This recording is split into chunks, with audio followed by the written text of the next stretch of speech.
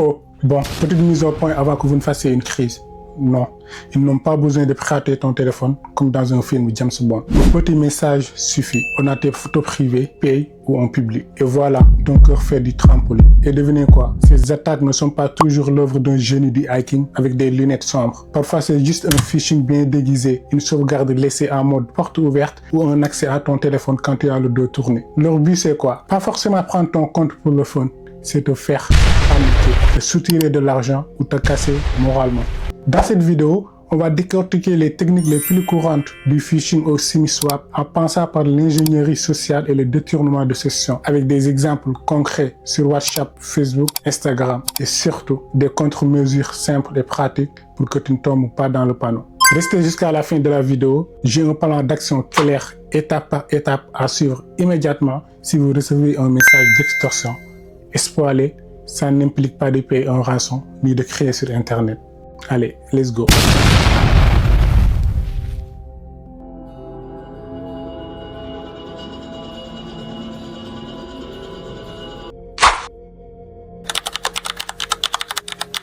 Bon, on commence avec l'arnaque la plus, basique mais redoutable, de phishing.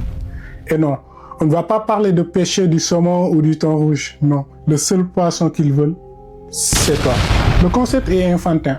Quelqu'un se déguise en service sérieux, genre Instant, Facebook, ta banque, ton opérateur, bref. Un truc qui fait peur si on te dit « Attention, danger ».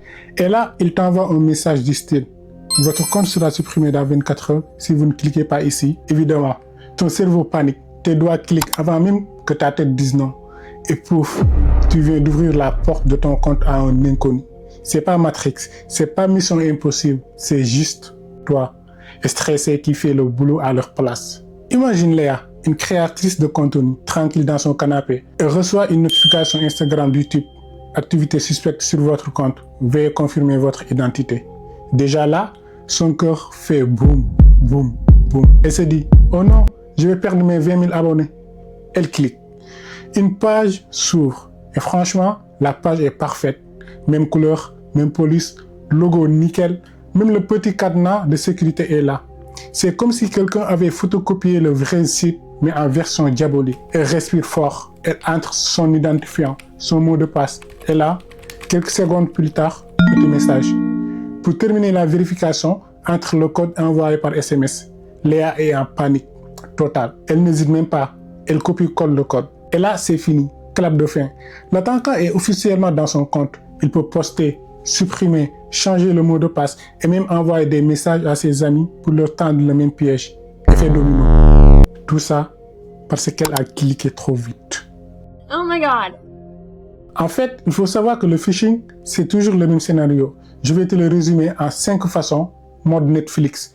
Épisode 1, il envoie un message qui fait peur. Épisode 2, tu cliques.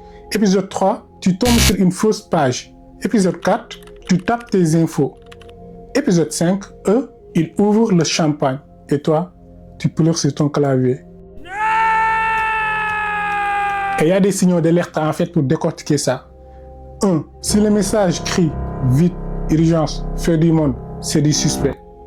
2. Si l'adresse du site c'est, par exemple, insta-verif-super-sécurisé.biz, c'est du suspect. S'il y a des fautes d'orthographe style votre compte a été suspendu, très suspect. Et surtout, si quelqu'un te demande ton code par SMS ou DM, là, c'est suspect. Plus clown, plus énorme drapeau rouge. Donc la règle d'or c'est quoi? Si tu sens la panique monter, pose ton téléphone, respire, bois un verre d'eau si tu veux. Et surtout, vérifie l'adresse avant de cliquer. Parce que spoiler alerte, Instagram ne t'écrit jamais en mode drama queen. Ok, deuxième piège, la paresse password gen. Ouais, on parle de réutiliser le même mot de passe partout. Oui, on est tous coupables. Moi le premier. Bref, imagine que tu utilises la même clé pour ta maison, ta voiture et ton coffre-fort. Si un voleur trouve une copie de cette clé, il peut tout ouvrir. C'est exactement ce qui arrive quand un site se fait pirater et que tes identifiants sont révélés. Des robots testent ces mêmes identifiants sur 1000 autres sites. C'est le credential stuffing. Pas glamour, mais terriblement efficace. Exemple concret. Prenons Hugo. On va se dire que Hugo, c'est un community manager, paresseux. On va l'appeler Hugo, mais c'est peut-être toi. Hugo adore utiliser le même mot de passe. Hugo 123, point d'exclamation. Parce que sérieux, qui a le temps de se souvenir de 27 mots de passe différents. Bref, un jour, une boutique en ligne qu'il a utilisée il y a 3 ans se fait pirater. Les identifiants de la base de données fuient. Des malfaiteurs récupèrent le fichier, le nettoient et le mettent dans un marché noir. Ensuite, ils lancent des scripts, des armées de petits robots qui testent automatiquement chaque combinaison, email plus mot de passe, sur Facebook, Instagram, Gmail, extra. Résultat, l'un des robots tombe sur le bon site et hop, accès à son compte Instagram professionnel.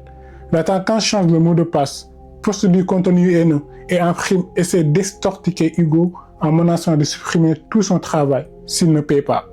Tout ça parce qu'on a utilisé la même clé partout. La moralité ici c'est quoi? Utiliser le même mot de passe, c'est un peu comme mettre tous tes œufs dans le même panier, puis laisser le panier devant la gare. Forcément, ça attire du monde. Maintenant, quels sont les signes qui doivent t'alerter? Comment tu sais si tu as été touché par du credential stuffing? Regarde ces signes. Connexion depuis des lieux bizarres, notification de changement de mot de passe que tu n'as pas fait, message envoyé en ton nom ou une perte soudaine d'accès. Si tu vois un de ces trucs, alarme rouge.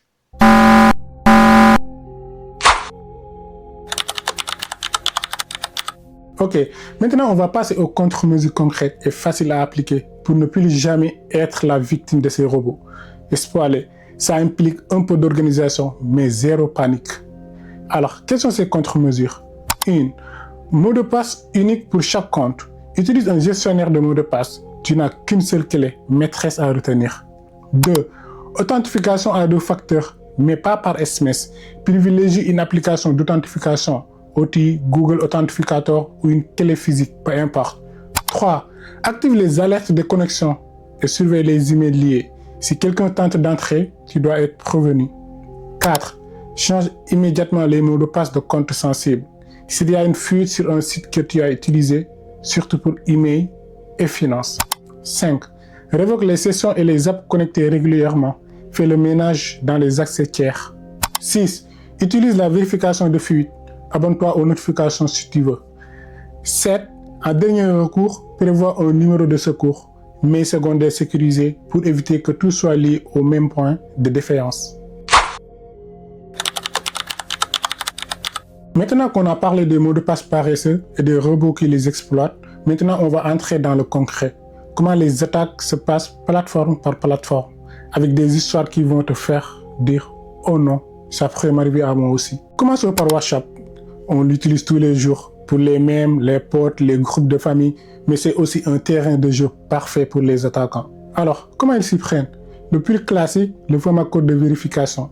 Tu reçois un message d'un soi-disant contact ou même d'un support WhatsApp et « J'ai changé de téléphone, peux-tu donner le code que tu as reçu ?» Et toi, pensant aider, tu le donnes. Bam, l'attaquant est dans ton compte. Et maintenant, il peut envoyer n'importe quoi à tous tes contacts ou bloquer ton accès. Autre scénario, tu dors tranquillement et ton téléphone perd le réseau. Tu te dis, bizarre, ça arrive parfois. Pendant ce temps, ton compte WhatsApp est déjà ouvert sur le téléphone de l'attaquant. Il commence à spammer tes groupes avec des liens bizarres. Et puis, il y a les backups cloud. Tu as activé la sauvegarde automatique. Logique. Sauf que si ce n'est pas sécurisé, l'attaquant peut tomber dessus comme un enfant dans un magasin de bonbons. Toutes tes photos, messages, historiques, il peut tout récupérer. Même les conversations que tu pensais disparaître à jamais. Enfin, il y a l'ingénierie sociale via tes contacts. L'attaquant prend ton identité ou contacte tes amis ou ta famille pour demander de l'argent, des infos. Et voilà, tu es devenu involontairement complice d'une arnaque. Bref, WhatsApp c'est pratique, jusqu'à ce que quelqu'un en profite pour jouer en ton compte, comme s'il avait trouvé la clé de ta maison. Ensuite, Facebook. Là, les pirates aiment les grosses machines à spam. Le phishing est roi. Tu reçois un email ou une notification qui ressemble à une alerte officielle. Style, nous avons détecté une activité inhabituelle. Tu cliques et quelques heures plus tard, ton fil d'actualité ressemble à un terrain de jeu pour bots. Post bizarre, spam à tes amis, pub ou lien douteux envoyés de ton compte. Il faut savoir que Facebook adore aussi les applications tierces. Tu te dis, tiens, Cette application peut analyser mes followers ou pour jouer à ce petit jeu marrant. Et tu lui donnes des permissions larges. Sans t'en rendre compte, tu viens d'ouvrir un mini-port sur ton compte. L'attaquant peut l'exploiter ou rendre les accès. Et si ton email principal a déjà été piraté ailleurs, oh là là, on parle d'accès direct. L'attaquant utilise ton adresse pour récupérer ton compte. Même scénario pour le semi-swap. Ton numéro est détourné et hop, la double porte d'accès tombe en moins d'1 minute. Enfin, les attaques ciblées sont encore plus sournoises. L'attaquant t'envoie un message personnalisé avec ton nom, ton post ou tes photos récentes pour te convaincre que c'est sérieux. Tu penses, ah, cool, c'est pour mon projet et tu tombes dans le piège. Bref, Facebook c'est un peu comme ton appartement avec plein de fenêtres ouvertes. Certaines sont invisibles, certaines te regardent dormir. Et enfin, Instagram. Ok, Instagram. Instagram. Plateforme de rêve pour les créateurs et influenceurs, mais aussi terrain de sèche pour les petits malins. Le classique phishing via DM. Tu reçois un message d'un compte qui se fait passer pour le support ou un partenaire potentiel. Hey, clique ici pour valider ta campagne. La page semble parfaitement Instagram. Tu rentres ton mot de passe et quelques heures plus tard, ton compte publie du contenu que tu n'as jamais posté. Après, il y a le credential stuffing. Si tu as réutilisé ton mot de passe sur plusieurs sites, un attaquant peut tester automatiquement tes identifiants sur Instagram. Résultat, un compte volé sans que tu aies cliqué sur un lien ou fait la moindre erreur. Les applications tierces amicales pour analyser tes followers sont aussi un piège. Tu autorises l'accès et sans t'en rendre compte, tu donnes un sésame à quelqu'un d'autre qui peut lire ou poster en ton nom. Et enfin, la récupération via email ou numéro compromis. Si ton email est piraté, l'attaquant peut récupérer ton compte Instagram sans que tu vois venir le coup. Il peut aussi utiliser ton compte pour envoyer des messages à tes contacts ou demander de l'argent à tes partenaires.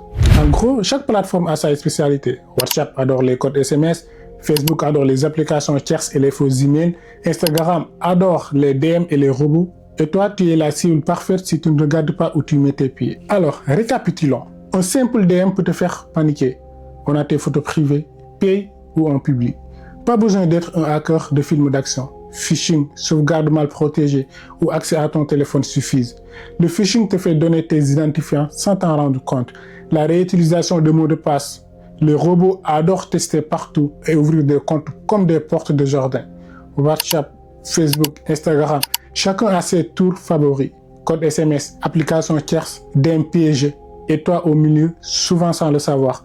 L'objectif de tout ça, te faire paniquer, céder ou voler tes données et ton temps. Mais maintenant, tu sais quoi surveiller et comment garder ton calme. Alors, reste vigilant et attentif à ces signaux d'alerte. Et surtout, abonne-toi avant que je décide de pirater ton téléphone. Allez, ciao.